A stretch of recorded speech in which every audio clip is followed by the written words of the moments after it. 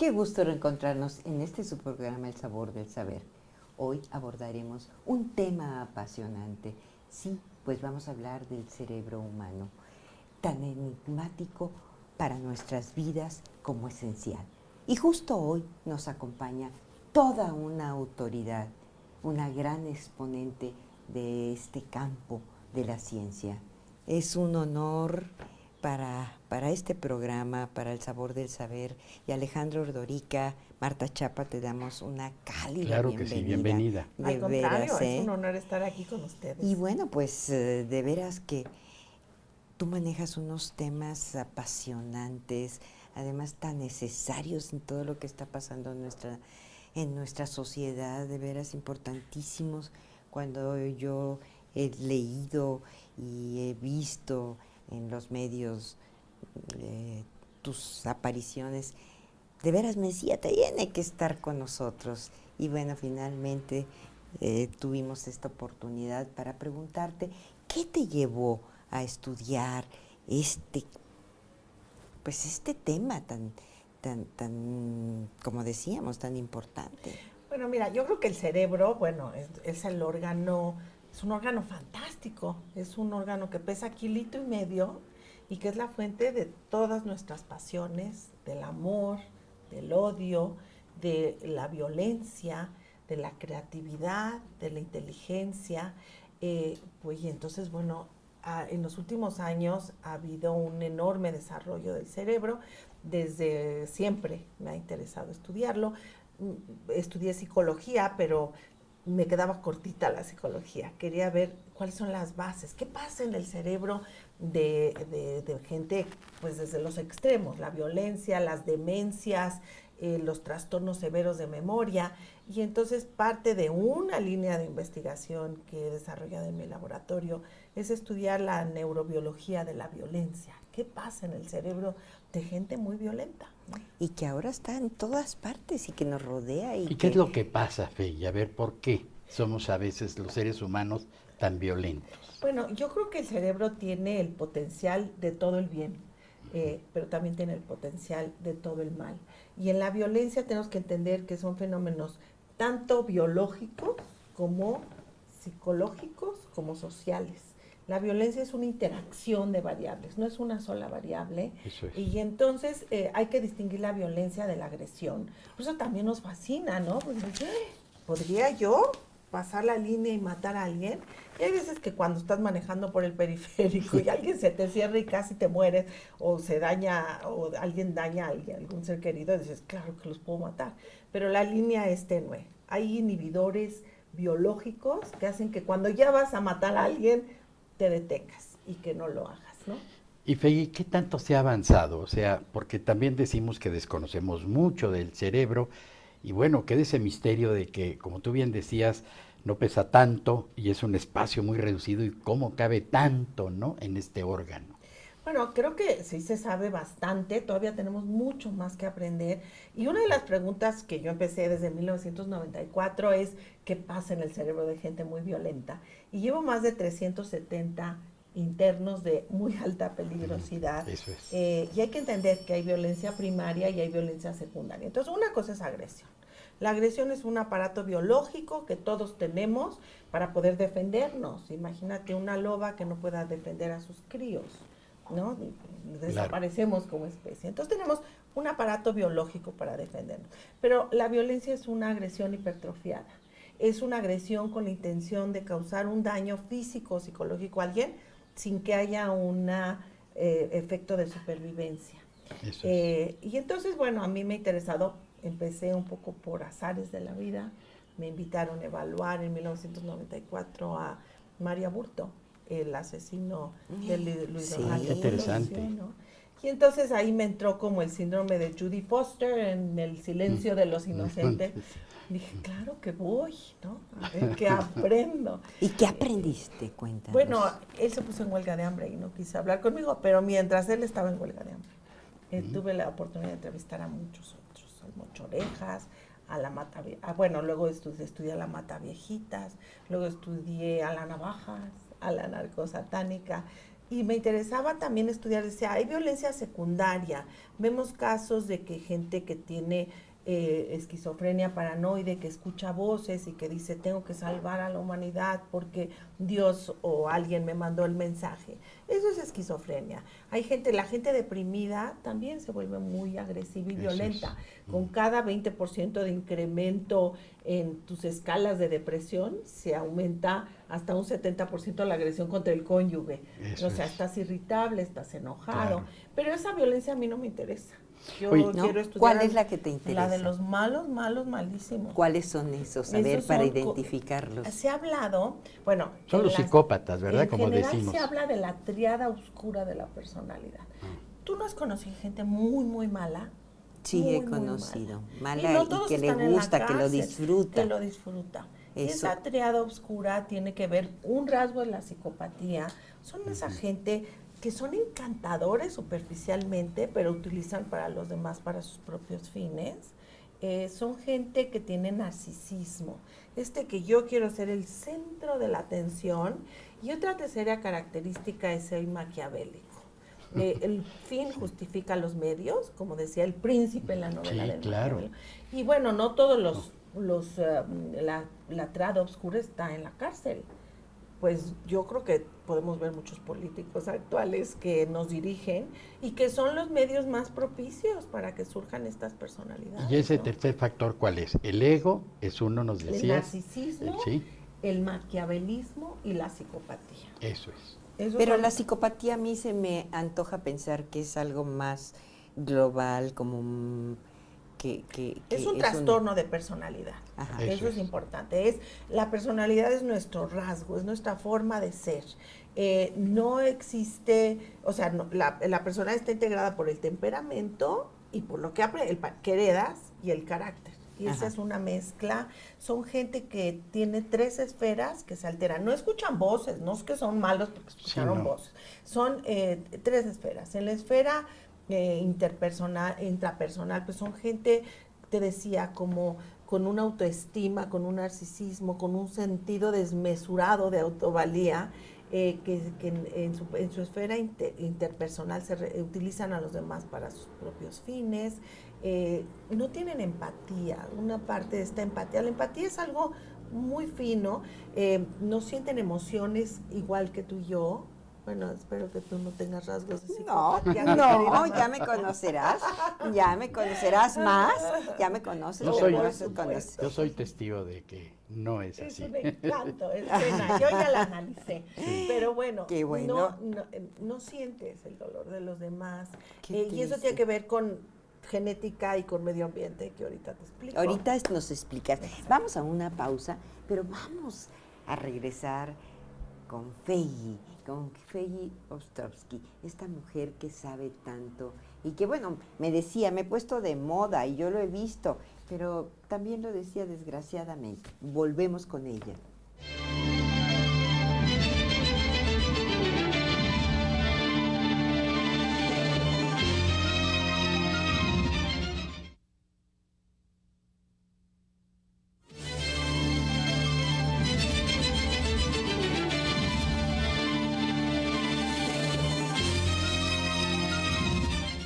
Feyi Ostrovsky con nosotros, una mujer extraordinaria, como la hemos visto y escuchado, y de verdad con revelaciones fundamentales de la conducta humana. Una mujer inteligente y amena, que no es fácil encontrar, sobre todo en el campo de la ciencia social. Y bueno, nos hablaba de sus experimentos, y yo no resisto preguntar, porque ya habló de la Mataviejitas, del Mochaorejas, de Aburto, el supuesto asesino solitario que se le asocia a la muerte o al asesinato de Colosio. ¿Hay factores comunes ahí que tú hayas encontrado? Mira, algo, te digo, sí tengo una muestra muy extensa. Una de las preguntas es qué les pasa en el cerebro.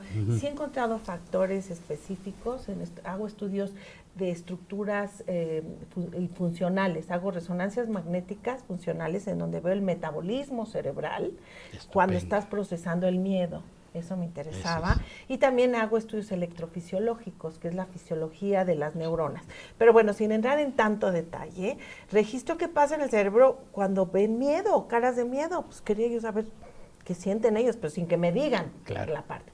Y segundo, tengo una batería, cómo procesan emociones. Entonces tenemos mi laboratorio, ha trabajado muchos años en la neurobiología de las emociones, y entonces vemos qué pasa cuando procesan estímulos agradables, como escenas de niños, flores, cosas que estandarizamos primero. Claro. Luego vemos estímulos desagradables, sin contenido moral, como cuerpos mutilados, como quemados. Son muy feas mis imágenes. La otra estímulo es estímulos desagradables con contenido moral. Quiero ver cómo ven escenas de guerra, niños desnutridos, ancianos y ancianas golpeadas. Y lo último son estímulos neutrales, como sillas y claro que en manos de Marta esa silla sería una obra de arte, pero estos son neutrales, ¿no? Sí. Otra área del cerebro, que es la circunvolución angular, que es muy importante para el aprendizaje de la lectoescritura, no madura al mismo tiempo, entonces empiezan a tener fracaso escolar temprano. Otra área muy importante es un área que se llama orbitofrontal, que está atrás de la frente, que tiene que ver con la toma de decisiones basada en emociones.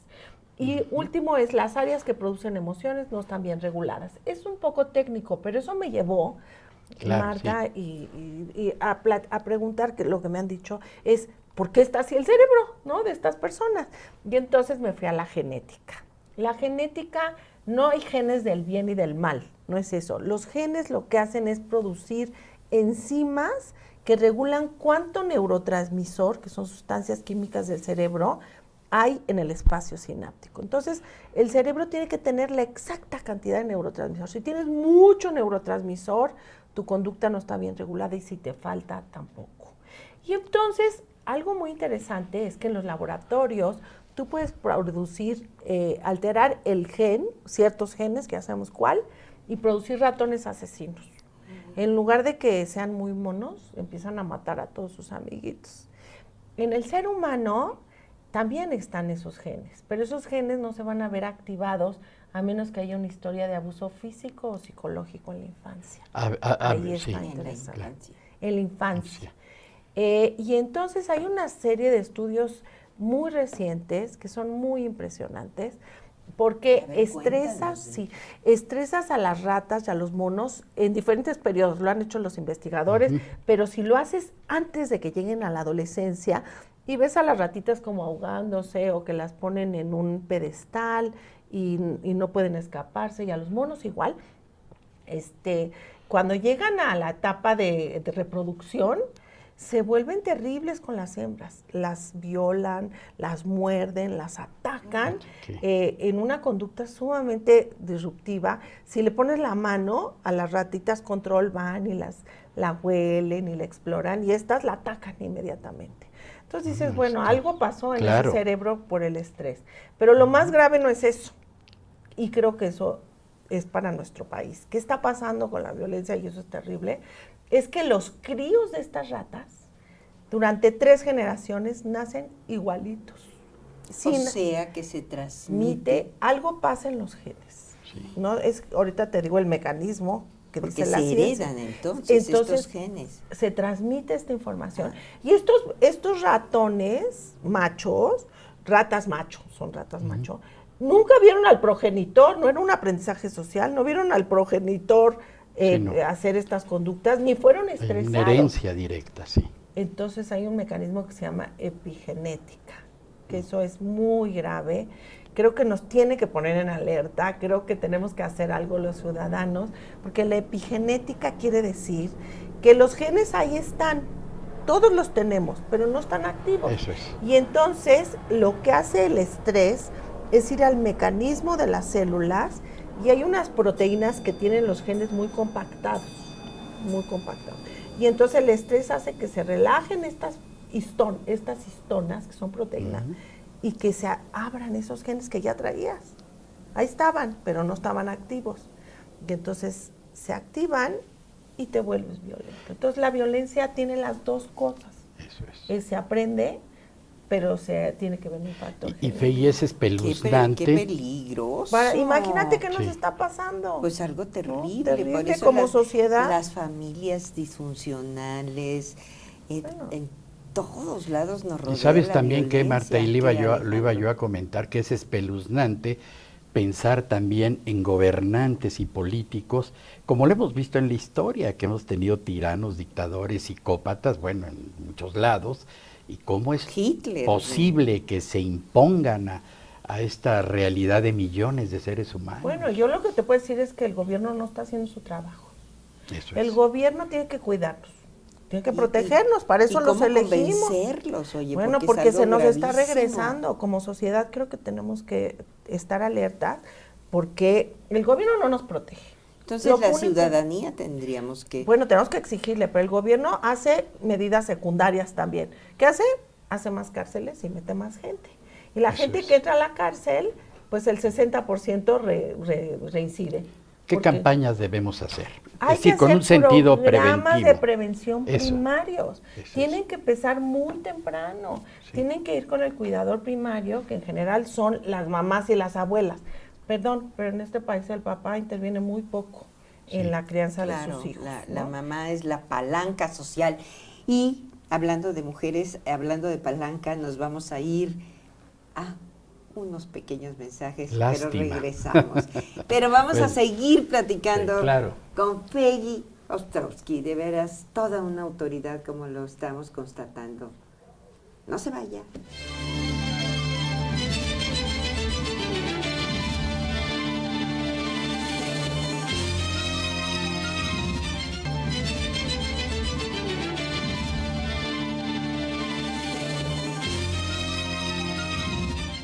Peggy, ha sido de verdad estrujante escucharte porque nos dejas muy preocupados de todo lo que está sucediendo.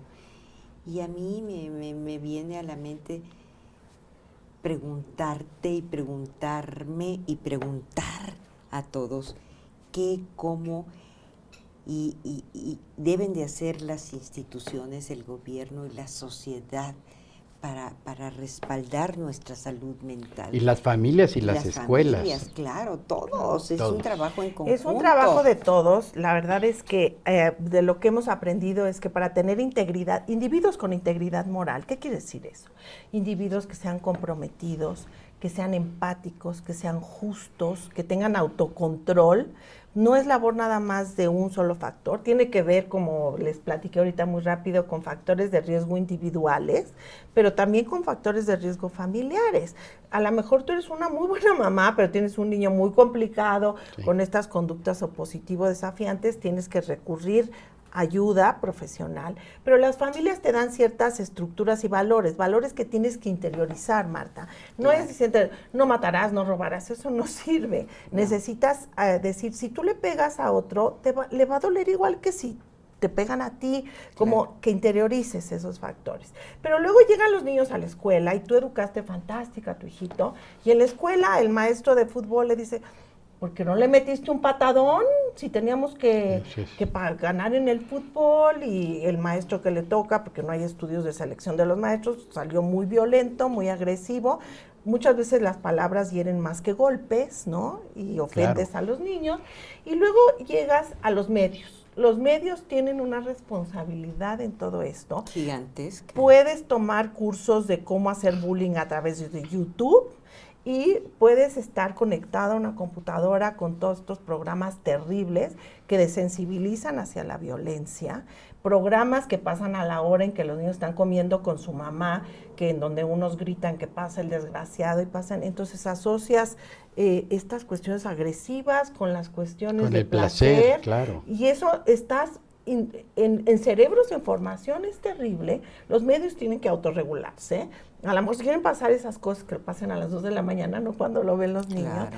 Y a nivel de los gobiernos y de nuestros líderes, pues realmente no tenemos líderes, porque todo el tiempo oímos que los líderes nos están robando, que los líderes les dimos el poder y no se logra. Entonces necesitamos Impunidad. todos, claro, tener es una responsabilidad de Un todos. sistema preventivo integral, ¿verdad? Y que empiece muy temprano. Eso. Esto no es descubierto por nosotros empezamos programas programas de prevención en mamás y en abuelas, para que si tú cambias a la mamá y la abuela y le das estrategias, lo que tienes es que dura un programa 24 horas por 7 días a la semana. Sí. Y entonces tiene que haber figuras rescatadoras también. A lo mejor la mamá tiene muchos problemas, tiene muchos hijos, está muy abandonada, tiene depresiones, etcétera, pero hay figuras rescatadoras. Hay una vecina, un vecino que se mete, decir, a ver, mijito, Claro. vente a comer con nosotros, te vamos a dar una sopita, ¿cómo te ha ido? No nos metemos los actualmente. O sea, humanizar. Todos tenemos que hacer algo, se nos está regresando. Pues ha Muy sido bien. una plática en la que hemos aprendido muchísimo, una charla de veras llena de enseñanzas, y yo estoy cierta que nuestro auditorio está muy interesado, y verás esto, que sí. pronto te volvemos a Y invitar. sabes que, Marta, estos son contenidos que debieran fluir permanentemente en Claro, los medios de comunicación. claro que sí. Y no los estamos viendo ni escuchando. Yo se lo dije hace un rato, habría que tener un programa diario con Fegui para que verdaderamente aprendiéramos. Pero con muy buen alcance, además. Claro que sí, como este que tiene Mexiquense TV. Claro. Gracias por Gracias a habernos ustedes. acompañado. Y enhorabuena. Gracias a todos Gracias. ustedes. Y ya saben que aquí los esperamos la semana entrante con más sabores y más saberes. Recuerden que tenemos una cita muy importante. Que la luz los acompañe.